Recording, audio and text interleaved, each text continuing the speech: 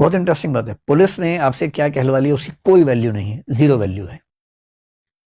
Police ने आपको बुलाया पुलिस स्टेशन में, कहा मारूंगा कस के, बोल तूने चोरी की है। कुछ डरना नहीं है, बोलने कि हाँ मैंने चोरी की है, लिख देता हूं मैंने चोरी की है। जब भी गवाही होती है ना, या तो होती है सेक्शन 161 में या होती है सेक्शन 164 में। कि अगर कोई व्यक्ति अभियुक्त है, आरोपी है, एक्यूज है, तो उसे स्वयं अपने विरुद्ध गवाही देने के लिए बाध्य नहीं किया जाएगा। संविधान निर्माताओं के सामने यह संकट था, और वो संकट होता ही, जैसे मैंने आपको नॉर्थ कोरिया के नाम से कहानी सुनाई, अगर पुलिस साबित करने पे आ जाए तो साबित तो हो ही जाता है। तो हमारी कानून व्यवस्था ने, जो कि उस समय हमारे संविधान की बहुत सारी बातें ऐसी हैं जो 1935 के एक्ट में थी, इंग्लैंड के सिस्टम में थी, आईपीसी हमारा, सीआरपीसी हमारा, इंडियन एविडेंस एक्ट हमारा, ये सब उस समय की अंग्रेज शासकों ने बनाए, जो इंग्लैंड के सिस्टम से मिलता जुलता था। जगह जगह इस बात की सावधानी रखी गई कि कहीं पुलिस थर्ड डिग्री का इस्तेमाल करके लोगों को मजबूर ना कर दे अपने अपराध मानने के लिए, जो उन्होंने किए भी ना हो, तो उनको बचाना बहुत जरूरी है।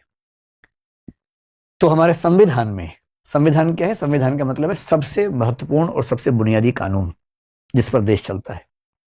बाकी भी कानून है, पर बाकी कानून उसके नीचे है, उसके अनुसार चलते हैं, लेकिन सबसे महत्वपूर्ण जो कानून होता है उसको बोलते हैं संविधान या कॉन्स्टिट्यूशन। हमारे कॉन्स्टिट्यूशन में एक आर्टिकल है 20, और उसका जो तीसरा भाग है 20, क्लॉज 3 जिसको बोलते हैं, उसमें एक वाक्य लिखा हुआ है, जिसका हिंदी सरल भाषा भाग भी है कि अगर कोई व्यक्ति अभियुक्त है, आरोपी है, एक्यूज है, तो उसे स्वयं अपने विरुद्ध गवाही देने के लिए बाध्य नहीं किया जाएगा। Someone accused for any crime shall not be compelled to be a witness against himself. आप पर कोई आरोप लगा दिया किसी ने, आरोप तो कोई भी लगा सकता है, किस पे नहीं लगते आरोप। अब पुलिस ने कहा भाई तेरे ऊपर आरोप है चोरी का, इधर आ, तूने की है? आपने कहा नहीं। अच्छा, साइड वाले कमरे में चल। और वहां लाठी भाला तोप लेके आ रहे, मार मार के अंत में आदमी को लगता है यार चोरी मान लेता हूँ, ठीक है, ये तो जान से मार देगा। हमने कहा हाँ मैंने चोरी की, मैंने चोरी की। बोले भाई हम तो पहले कह रहे थे, चल लिख के दे मैंने चोरी की। मैंने कहा मैंने चोरी की है। अदालत में देखा है, हाँ जी इसने चोरी की है, वो लिख के दे रहा, बोल भी रहा है, रिकॉर्डिंग में है इसकी। पुलिस जज ने कहा अच्छा तुमने चोरी की है? आप कह रहे हाँ जी मैंने चोरी की है, तो जाओ फिर 1 साल के लिए जेल में। हो गया फैसला, केस बंद, पुलिस इफेक्टिव है, जबरदस्त तरीके से काम चल रहा है। पर ऐसी व्यवस्था तो हम में से कोई नहीं चाहता। तो संविधान ने लिख दिया भाई कि अगर कोई व्यक्ति अभियुक्त है तो उसको अपने विरुद्ध गवाही देने के लिए बाध्य नहीं कर सकते। आप कहेंगे बताओ तुमने किया है नहीं, वो कहेगा नहीं पता, नहीं बोलूंगा, मैं अपने खिलाफ नहीं बोलूंगा किसी भी हाल में, मेरा कॉन्स्टिट्यूशनल फंडामेंटल राइट है, नहीं बोलूंगा। और ये राइट दुनिया के हर सभ्य देश में, केवल हमारे देश में नहीं, हर सभ्य देश में। फिर इस बात को और स्पष्ट करने के लिए एक कानून होता है सीआरपीसी, पता नहीं इसका नाम आप जानते हैं, क्रिमिनल प्रोसीजर कोड। एक है IPC, Indian penal code. IPC में लिखा है कौन सा काम अपराध है, कितनी सजा होगी, सब्सटेंटिव लॉ बोलते हैं। सीआरपीसी का मतलब है कि आपराधिक मामलों में अदालत में कार्यवाही कैसे चलेगी, क्रिमिनल प्रोसीजर कोड, प्रोसीजर के बारे में। जब भी गवाही होती है ना, या तो होती है सेक्शन 161 में या होती है सेक्शन 164 में। जब पुलिस गवाही लेती है तो 161 में लेती है, और जज जो गवाही लेता है वो 164 में होता है, जिसको मजिस्ट्रेट बोलते हैं, या एडिशनल मजिस्ट्रेट होगा। बहुत इंटरेस्टिंग बात है। पुलिस ने आपसे क्या कहलवा लिया, उसकी कोई वैल्यू नहीं है, जीरो वैल्यू है। पुलिस ने आपको बुलाया पुलिस स्टेशन में, कहा मारूंगा कस के, बोल तूने चोरी की है।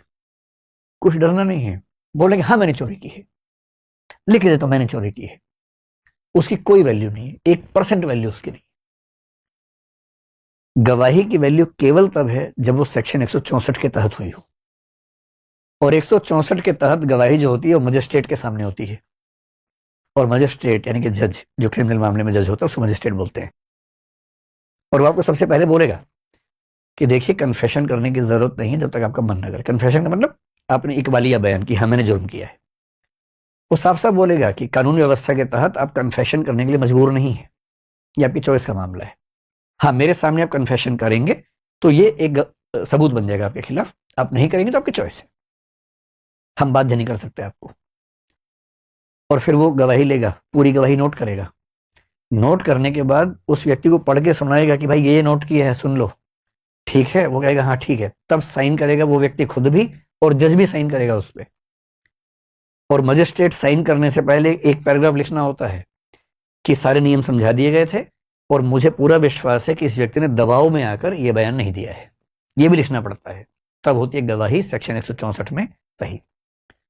और इसी कानून के सेक्शन 281 में ठीक से बताया गया कि गवाही की नोटिंग की प्रक्रिया क्या होगी, तो इन दोनों को मिला के काम किया जाता है। 161 में क्या है कि पुलिस इन्वेस्टिगेशन कर रही है। अब जो आईओ है, आईओ क्या होता है? इन्वेस्टिगेटिंग ऑफिसर, इन्वेस्टिगेशन ऑफिसर, जो इन्वेस्टिगेट करता है उस मामले को, उसको अधिकार है कि वो किसी को बुला सकता है।